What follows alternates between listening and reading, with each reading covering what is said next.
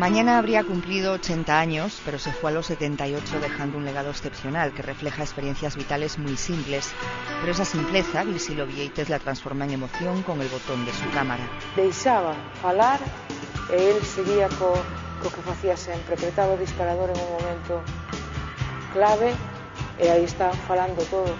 Fotografías de carné, ceremonias vitales, retratos, momentos únicos de una época y de un pueblo con un valor funcional para sus vecinos entonces y que ahora adquieren un valor artístico y etnográfico incalculable.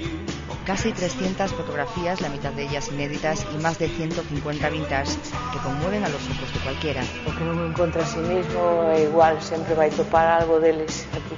En Francia sucede mesmo, en Italia a xente sempre o mesmo. Chora ante o retrato de meu pai porque ten que ver con súa identidade.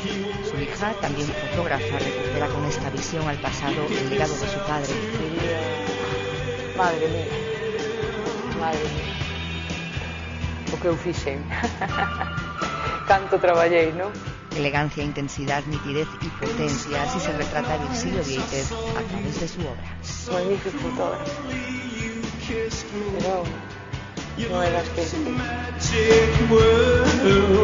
your sky all hung with jewels, the killing moon will come too soon.